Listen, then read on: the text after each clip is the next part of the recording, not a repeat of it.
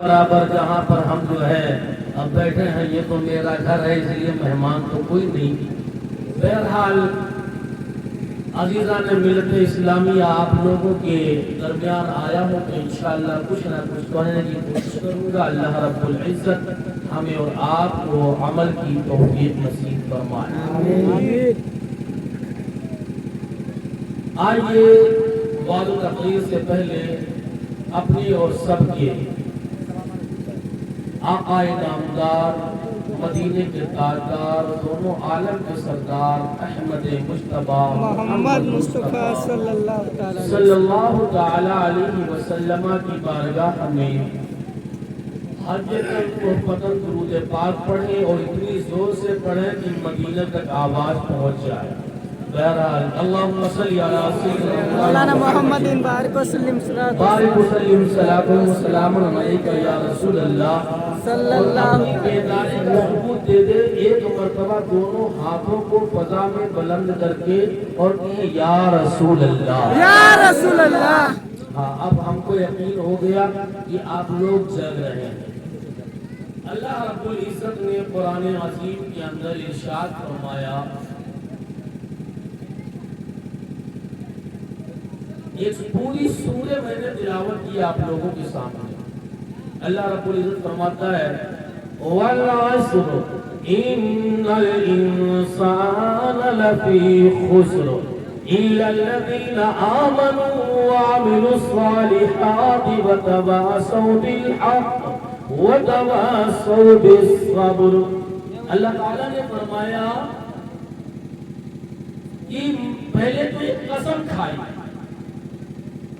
یا زمانے محبوب کی قسم یا وقت عصر کی قسم کھائی۔ اللہ نے آگے فرمایا والعصر ان الانسان لفی خسر، انسان بہت خسارے میں ہے، انسان بڑے گھاٹے میں ہے، انسان بہت بڑے گھاٹے میں ہے۔ کون سا گھاٹا ہے؟ کیا ہم کو کسی جو ہے بزنس میں گھاٹا ہوا وہ تو سمجھ میں آ رہا ہے، فصل نہیں پکی وہ سمجھ میں آ رہا ہے، یہ تمام گھاٹے اور خسارے سمجھ میں آ رہے ہیں، مگر ایک گھاٹا ایسا ہے جس نے نبی کا دامن چھوڑ دیا، سب سے بڑے گھاٹے میں بے شک سبحان اللہ، رسول اللہ صلی اللہ علیہ وسلم سے منہ موڑ لیا، سب سے بڑا گھاٹے میں وہ ہے۔ اللہ تبارک تعالیٰ نے فرمایا گھاٹے اور خسارے میں ہے۔ اب اللہ تعالیٰ نے آگے فرمایا، سنو میں تقریر بعد میں کروں گا، پہلے اس کا مفہوم سمجھا دیتا ہوں۔ اللہ نے فرمایا انسان گھاٹے میں ہے، خسارے میں ہے۔ آگے فرمایا اللہ رب العزت نے اِلَّا الَّذِينَ آمَنُوا، ہاں مگر وہ لوگ جو ایمان لائے، بے شک وہ لوگ جو ایمان لائے، وَعَمِلُوا الصَّالِحَاتِ اور عمل صالح کیا، وَتَوَاصَوْا بِالْحَقِّ وَتَوَاصَوْا بِالصَّبْرِ، جب بولے تو حق بولے اور حق بولے گا تو دشمن کھڑا ہوگا، حق بولے گا تو دشمن کھڑا ہوگا، تمہارے کئی دشمن تیار ہوں گے، تم کو ایذا پہنچانے کی کوشش کریں گے، اور جب ایذا پہنچانے کی کوشش کریں اس وقت پر کیا کرنا ہے؟ وَتَوَاصَوْا بِالصَّبْرِ، پھر صبر سے کام لینا ہے۔ چار کوالٹی اپنے اندر پیدا کر لو، میری تقریر کا مفہوم بس یہی ہے، چار کوالٹی پیدا کر لو، تم دنیا میں بھی آباد رہو گے اور انشاءاللہ آخرت میں بھی جنت میں کے حقدار رہو گے۔ اللہ رب العزت نے کیا فرمایا؟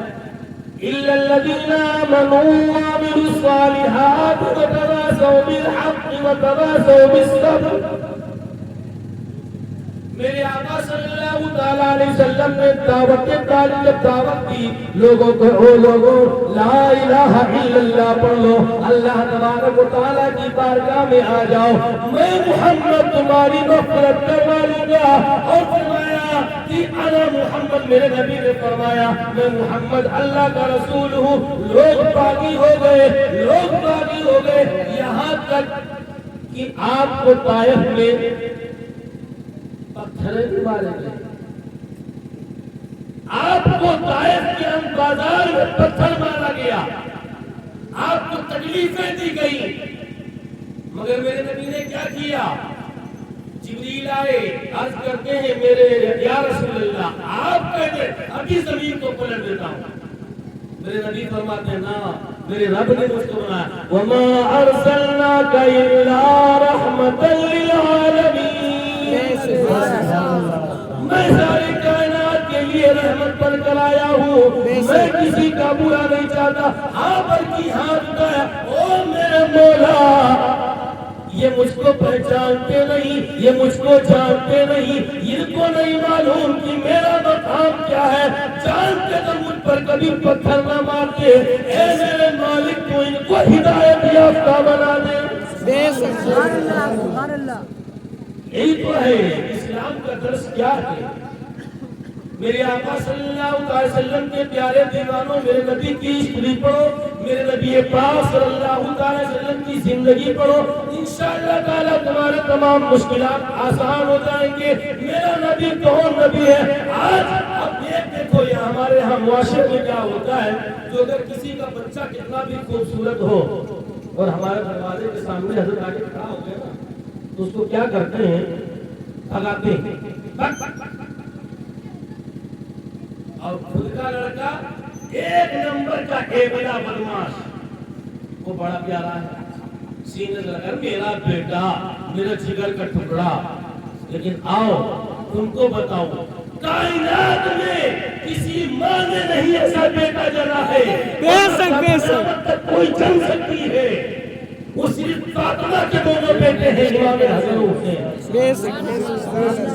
جس کے بارے میں میرے آقا فرماتے ہیں وہ میری بیٹی فاطمہ، تو ان کو تکلیف مت پہنچایا کر، ان کو رونے مت دیا کر، ان کی روتی ہوئی آواز جب میرے کانوں میں پڑتی ہے میرا دل پھٹنے لگتا ہے۔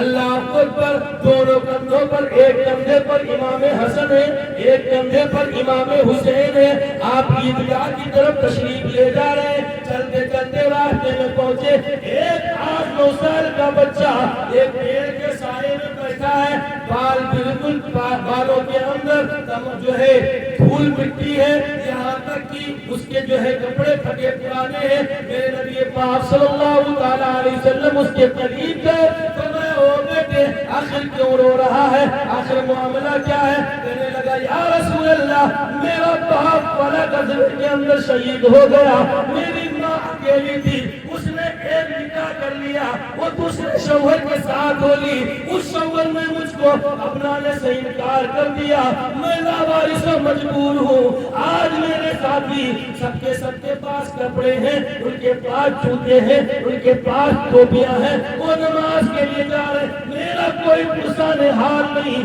وارے نبی تیری عظمت پہ قربان، اے میرے آقا تیرے قدموں پہ قربان۔ میرے آقا صلی اللہ علیہ وسلم نے بچوں کو اٹھایا اور نیچے کو حضرت حسن کو حضرت حسین کو نیچے اتارا، اس بچے کو گلے سے لگا کر کے اور اس کے